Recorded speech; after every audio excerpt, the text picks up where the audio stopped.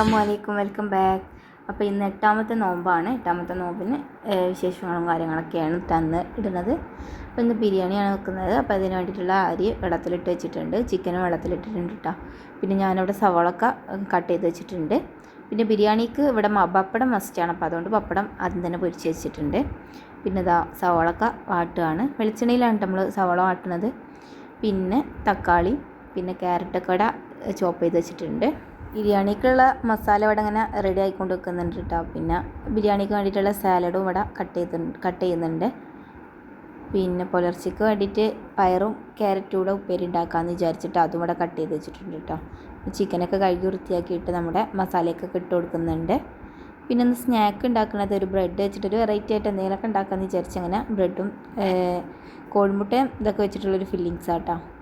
പിന്നെ സപ്പോട്ട വെച്ചിട്ടാണ് ജ്യൂസ് ഉണ്ടാക്കുന്നത്. അപ്പോൾ ജ്യൂസിൻ്റെ പ്രിപ്പറേഷനും കാര്യങ്ങളൊക്കെ ഇവിടെ നടന്നുകൊണ്ടിരിക്കുന്നുണ്ട്.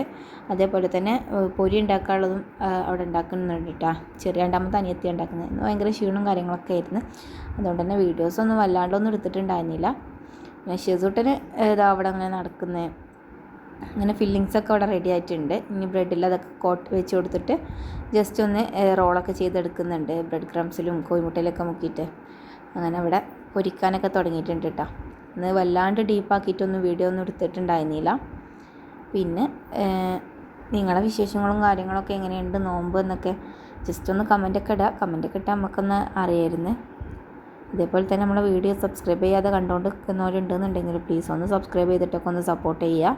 പിന്നെ ഇതിൻ്റെ മുന്നേയുള്ള റമദാൻ വ്ളോഗ്സൊക്കെ ഞാൻ ചാനലിൽ ഇട്ടിട്ടുണ്ട്. ഇട്ടായിരിക്കും കാണാൻ താല്പര്യം ഉണ്ടെന്നുണ്ടെങ്കിൽ ചാനലിൽ കയറിയിട്ടൊന്ന് വിസിറ്റ് ചെയ്യുക. പിന്നെ ഇന്ന് റമദാൻ വ്ളോഗൊക്കെ ഇട്ടിട്ട് നിങ്ങൾക്ക് ആർക്കെങ്കിലും ചടക്കുന്നുണ്ടെങ്കിൽ അതും ജസ്റ്റ് ഒന്ന് കമൻറ്റൊക്കെ ഇട്ട് പറയും കേട്ടോ. പിന്നെ നമ്മുടെ ബ്രെഡ് വെച്ചിട്ടുള്ള സ്നാക്കൊക്കെ ഇവിടെ ഇങ്ങനെ പൊരിച്ചുകൊണ്ട് നിൽക്കുന്നുണ്ട്.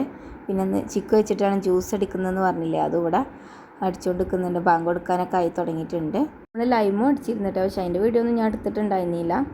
അങ്ങനെ ബ്രെഡൊക്കെ അവിടെ ഇങ്ങനെ കോട്ട് ചെയ്യുന്നുണ്ട്, അപ്പുറത്ത് പൊരിക്കുന്നുണ്ട്, അങ്ങനെയൊക്കെ ചെയ്യുന്നുണ്ട്. ജ്യൂസും റെഡി ആയിട്ടുണ്ട്. പിന്നെ ഇതാ ബത്തക്കൊക്കെ കട്ട് ചെയ്യുകയാണ്. ബാങ്ക് കൊടുക്കാനൊക്കെ ഏകദേശം സമയമായിട്ടുണ്ട്.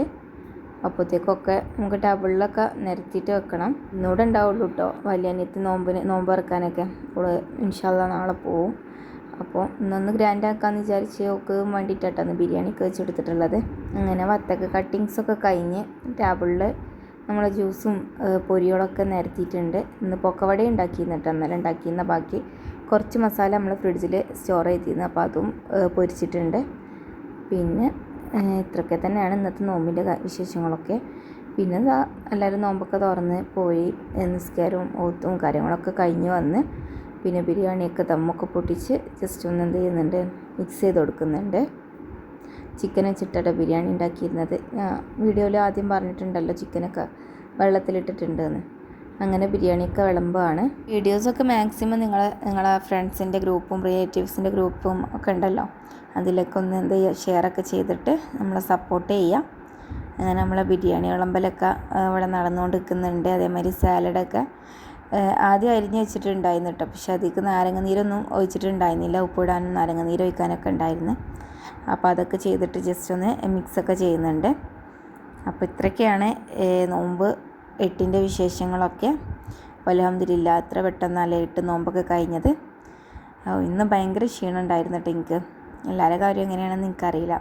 ഇന്ന് നോമ്പൊക്കെ തുറന്ന് ഫുഡൊക്കെ കഴിച്ചതിന് ശേഷം കുറച്ച് നൈറ്റ് ചാമ്പൊക്കെ കിട്ടിയെന്ന് പറഞ്ഞിരുന്നല്ലോ, അപ്പോൾ അതൊക്കെ ജസ്റ്റ് കട്ട് ചെയ്ത് ഉപ്പും മുളക് പൊടിയും സുർക്കൊക്കെ ഒഴിച്ചിട്ട് ഇങ്ങനെ മിക്സ് ചെയ്തിട്ടൊക്കെ കഴിച്ച്. അപ്പോൾ നെക്സ്റ്റ് വീഡിയോ കാണാം.